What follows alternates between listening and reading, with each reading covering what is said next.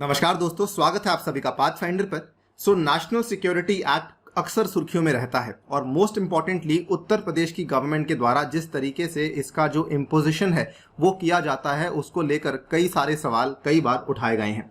तो इसी पर्टिकुलर चीज के बारे में डिस्कशन करने वाले हैं कि एग्जैक्टली आपका जो ये NSA का एक्ट है ये क्या है, इसके क्या क्या प्रावधान है, इसका रिलेशनशिप फंडामेंटल राइट्स के साथ क्या है, और ऑल्सो डिस्कस करेंगे उत्तर प्रदेश गवर्नमेंट के द्वारा कितनी बार इस चीज को जो है यूज किया गया है और उसको लेकर हाई कोर्ट का यहाँ पर क्या ऑब्जर्वेशंस करी गई हैं। चलिए स्टार्ट करते हैं दोस्तों मेरे साथ। मेरा नाम है अनिरुद्ध। इस लेक्चर की पीडीएफ को आप लोग डाउनलोड कर सकते हैं यहाँ पर दिए गए टेलीग्राम चैनल के माध्यम से। ऑल्सो आप चाहें तो यहाँ पर दिए गए व्हाट्सएप नंबर से मुझसे संपर्क भी कर सकते हैं अगर आपको कोई डाउट्स हैं। इसके अलावा आप लोग मुझसे जुड़ सकते हैं using this particular handle on various social media channels and on the Unacademy app.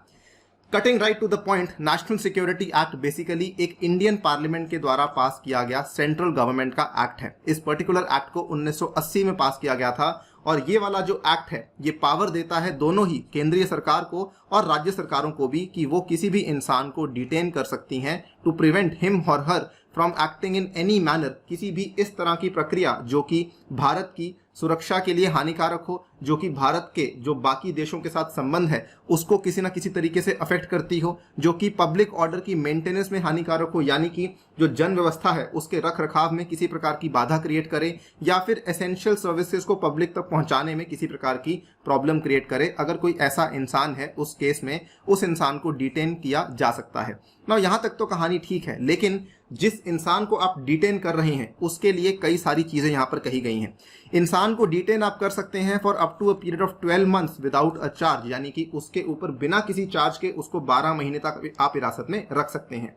इतना ही नहीं, 10 दिन तक आप उसको उसके ऊपर क्या चार्जेस लगाए गए हैं ये बताए बगैर भी उसको आप हिरासत में रख सकते हैं। उसके बाद यहाँ पर जो इस इंसान को जिसको भी आप यहाँ पे डिटेन कर रहे हैं उसको यहाँ पर लॉयर भी लेने की इजाजत नहीं दी जाएगी। He will not be allowed a lawyer during the trial, यानी कि वो किसी प्रकार का वकील अपने लिए हायर नहीं कर सकता है। इस पर्टिकुलर एक्ट के तहत जो ऑर्डर्स हैं ये अक्सर पास किए जाते हैं डीएम के द्वारा या फिर किसी पुलिस कमिश्नर के द्वारा अंडर देयर रिस्पेक्टिव जुरिस्डिक्शंस। इस पर्टिकुलर डिटेंशन होने के बाद ये इत्तला कर देते हैं स्टेट गवर्नमेंट को, और अगर स्टेट गवर्नमेंट उसको अप्रूव कर देती है तो उस इंसान की डिटेंशन आगे बढ़ जाती है। अगर अप्रूव नहीं करती है उस केस में 12 दिन के अंदर अंदर उस इंसान को वहां से बेसिकली छोड़ना पड़ता है।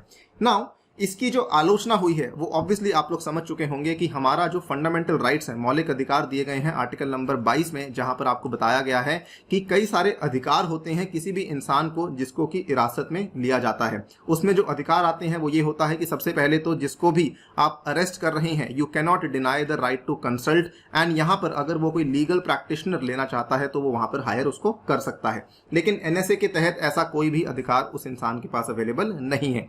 इसके बाद government also holds the right to conceal information which it considers to be against the public interest to disclose, यानी कि यहाँ पर किसी प्रकार की इंफॉर्मेशन अगर गवर्नमेंट को लगता है कि डिस्क्लोज नहीं करनी चाहिए बिकॉज ऑफ NSA तो वो डिस्क्लोज नहीं करते हैं। यहाँ पर बेसिकली जो सबसे इंपॉर्टेंट पॉइंट ये है कि यहाँ पर जो भी इंसान को आप लोग अरेस्ट कर रहे हैं उसको लीगल एड अवेलेबल नहीं करवाई जाती है। इतना ही नहीं, कई सारे एक्सपर्ट्स ने, कई सारे ऑब्जर्वर्स ने यह भी कहा है कि NSA को कई सारी जो राज्य सरकारें हैं वो एक एक्स्ट्रा जुडिशियल पावर की तरह, यानी कि अतिरिक्त न्यायिक शक्ति के रूप में उपयोग करती आई हैं, जो कि काफी बड़ी प्रॉब्लम बन चुकी है। अब दोस्तों बात कर लेते हैं कि उत्तर प्रदेश गवर्नमेंट के द्वारा NSA का इंपोजिशन कब कब और कितनी बार किया गया है। दोस्तों पिछले 2-3 साल के अंदर अंदर जनवरी 2018 से लेकर दिसंबर 2020 के बीच में जो हमने डेटा को कंपाइल किया है, इलाहाबाद हाईकोर्ट ने जो उसके सामने 120 हैबियस कॉर्पस के पिटीशंस लाए गए थे उसमें उन्होंने प्रिवेंटिव डिटेंशन के क्लॉज को चैलेंज किया है, यानी कि जो स्टेट गवर्नमेंट के द्वारा यहां पर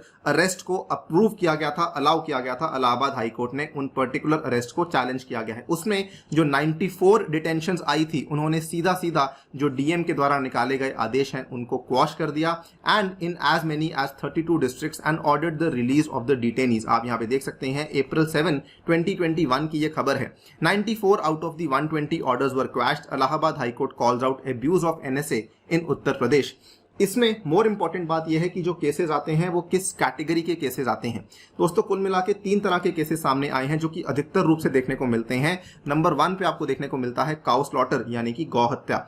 नंबर 2 पे आपको देखने को मिलता है कम्युनल इंसिडेंट के केसेस यानी कि सांप्रदायिक घटना। एंड नंबर 3 पे आपको देखने को मिलता है डिसेंट यानी कि मतभेद की जितने भी इंसिडेंट्स हैं वो भी एनएसए के अंडर आते हैं। नाउ बात करते हैं तीनों के बारे में वन बाय वन। सबसे पहले काउ स्लॉटर की बात करते हैं। कुल मिला के अभी तक जो आपके केसेस काउ स्लॉटर के आए हैं दे आर अप्रोक्सीमेटली 41 केसेस, यानी कि टोटल केसेस जो कि अभी तक हाई कोर्ट के पास पहुंचे हैं उसमें 1/3 से भी ज्यादा केसेस केवल और केवल काउ स्लॉटर के हैं।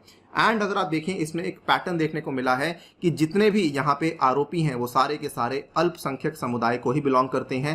And they were detained by the district magistrate based on FIR, जहां पर उनके ऊपर आरोप लगाया गया था काउ स्लॉटर का।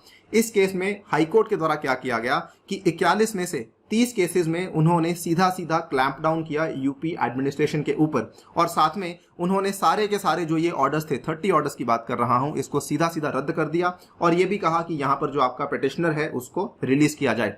जो बचे हुए 11 केसेस हैं उसमें भी इन्होंने क्या किया, लोअर कोर्ट और हाई कोर्ट ने सब्सिक्वेंटली ग्रांट की bail to the accused, making it clear कि उनकी जो जुडिशियल कस्टडी है वो यहाँ पे रिक्वायर्ड नहीं थी। केवल एक केस में उन्होंने डिटेंशन को अपहोल्ड किया कि केवल एक केस में यहाँ पे हिरासत जस्टिफाइड है, अदरवाइज उन्होंने कहीं पर भी डिटेंशन को अपहोल्ड नहीं किया है। ये कहानी है काउ स्लॉटर की। इसके बाद ये डेटा भी सामने आया है कि जो टोटल केसेस हैं इसमें इन्होंने 11 केसेस में कहा कि नॉन एप्लीकेशन ऑफ माइंड हुआ है by the district magistrate. 13 cases में कहा कि जो डिटेन्ड पर्सन है उसको मौका नहीं दिया गया अपने आप को रिप्रेजेंट करवाने का। 7 केसेस में इन्होंने कहा that the cases come under the ambit of law and order, और वहां पर आपको एनएसए लगाने की आवश्यकता नहीं थी। 6 केसेस में कहा कि NSA was invoked on the basis of a solitary case, यानी कि उस इंसान का कोई और क्रिमिनल बैकग्राउंड नहीं था, इस केस में एनएसए का इस्तेमाल नहीं करना चाहिए।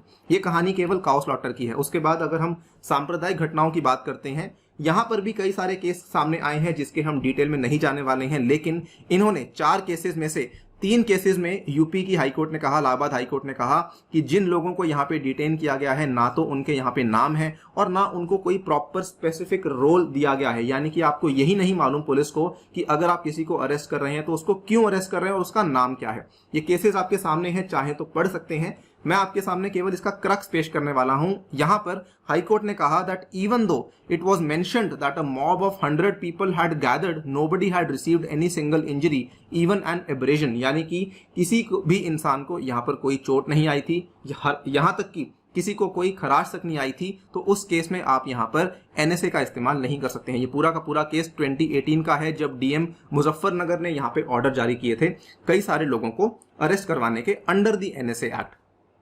कम्युनल इंसिडेंट का दूसरा मामला सामने आया था, वहां पर भी हाईकोर्ट के द्वारा यही कहा गया था कि apprehension of the detaining authority that the accused if enlarged on bail would again carry on his criminal activities is by itself not sufficient to detain a person, यानी कि जिस पर्टिकुलर अथॉरिटी ने जिस इंसान को डिटेन किया है, अगर आपको केवल ये लगता है कि अगर आपने इसको आज बेल पे छोड़ दिया तो कल को जाकर ये किसी और प्रकार की क्रिमिनल एक्टिविटी करेगा, केवल इस आधार पर आप उसको डिटेंशन में नहीं रख सकते हैं।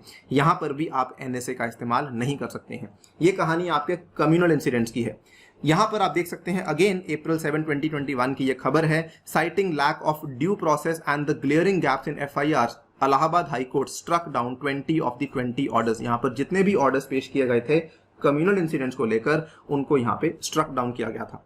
तीसरा केस आता है डिसेंट का, यानी कि मतभेद का, जो कि आप सभी जानते होंगे काफी फेमस केस था पिछले साल का, डॉक्टर कफील खान का। फरवरी 2020 की बात है, just before the covid started, UP government ने एनएसए एक्ट लगाया था डॉक्टर कफील खान के ऊपर, बिकॉज ऐसा कहा जा रहा था कि अलीगढ़ मुस्लिम यूनिवर्सिटी 2019 दिसंबर के टाइम पे इन्होंने सीएए एक्ट के खिलाफ एक स्पीच पेश करी थी। काफी लंबा केस चला। सितंबर 2020 में इलाहाबाद हाईकोर्ट ने कहा कि एनएसए एक्ट के चार्जेस इनके ऊपर नहीं लगाए जा सकते हैं और इनको यहां से जेल में से छोड़ देना चाहिए, और इनको जेल में से बरी भी कर दिया गया था। इनफैक्ट उसके बाद ये काफी टाइम तक यूपी के अंदर नहीं रह रहे हैं because of threat to his life, he is staying away from Uttar Pradesh. यहाँ पे डॉक्टर कफील ने बेसिकली बाद में ये भी कहा कि उत्तर प्रदेश गवर्नमेंट उनको इसलिए छुपा रही थी because they wanted to hide the 2017 oxygen tragedy in the BRD hospital in Gorakhpur. ये ट्रेजेडी काफी एक आपको काफी दर्दनाक कहानी हुई थी जो कि 2017 में देखने को मिली थी, उसकी कहानी भी आप यहाँ पर देख सकते हैं।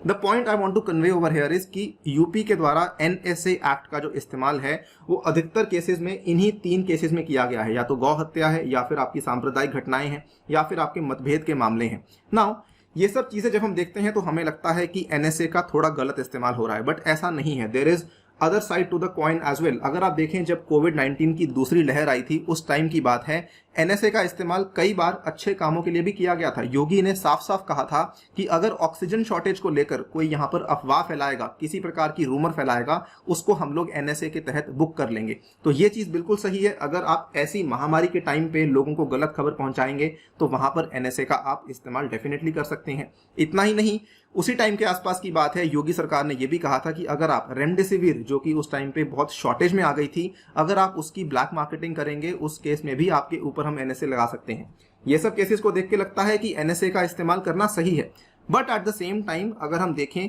कि जब जब NSA का इस्तेमाल हुआ है तब तब उसके ऊपर सवाल भी उठाए गए हैं। डॉक्टर कफील खान की कहानी हमारे सामने है। उन्होंने कहा कि चलो ठीक है, आपने आज मेरे ऊपर सारे केस हटा दिए हैं, मुझे बाइज्जत बरी कर दिया है, लेकिन उन 8 महीनों का क्या जो कि मैं खो चुका हूं, ठीक है, मेरे करियर का क्या जो कि मैं यहाँ पे कंटिन्यू नहीं कर सकता हूं।